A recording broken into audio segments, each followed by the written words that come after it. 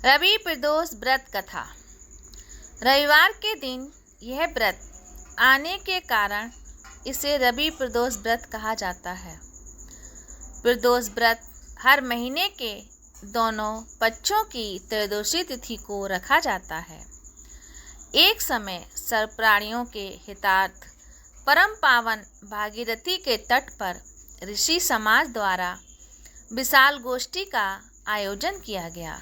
इस सभा में व्यास जी के परम शिष्य पुराण वेदता सूत जी महाराज हरि कीर्तन करते हुए पधारे।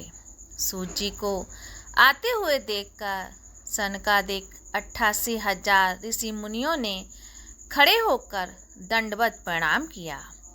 महाज्ञानी सूत जी ने भक्ति भाव से ऋषियों को हृदय से लगाया तथा आशीर्वाद दिया। विद्वान ऋषिगण और सब शिष्य आसनों पर विराजमान हो गए।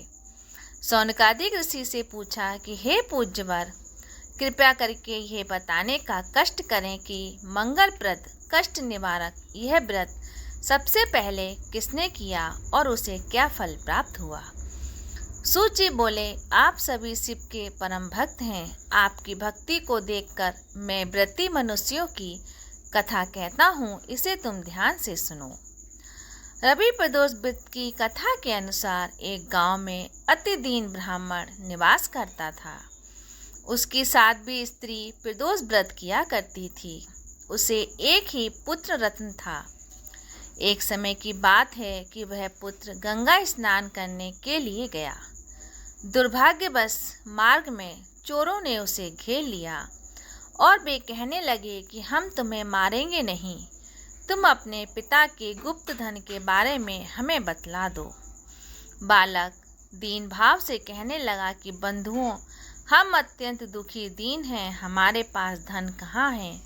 तब चोरों ने कहा कि तेरे इस पोटली में क्या बंधा है।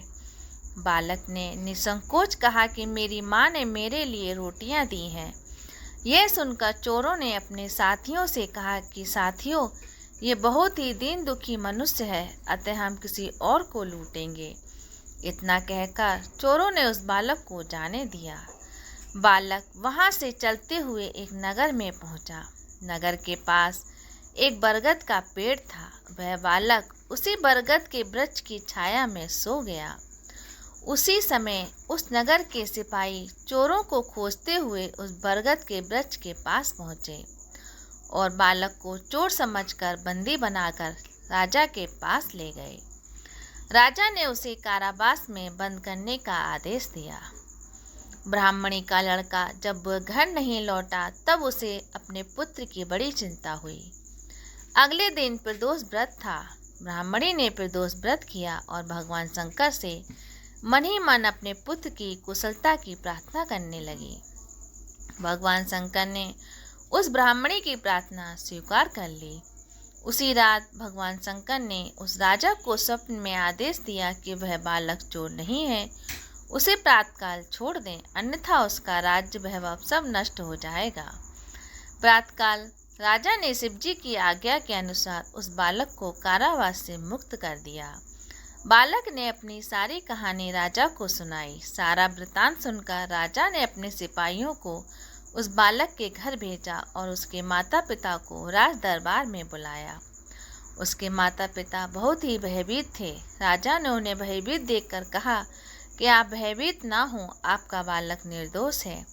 राजा ने ब्राह्मण को 5 गांव दान में दिए, जिससे कि वह सुखपूर्वक अपना जीवन व्यतीत कर सकें। भगवान शिव की कृपा से ब्राह्मण परिवार आनंद से रहने लगा। अतः जो मनुष्य रवि प्रदोष व्रत को करता है वह सुखपूर्वक और निरोगी होकर अपना पूर्ण जीवन व्यतीत करता है तथा उसके जीवन में खुशहाली आती है।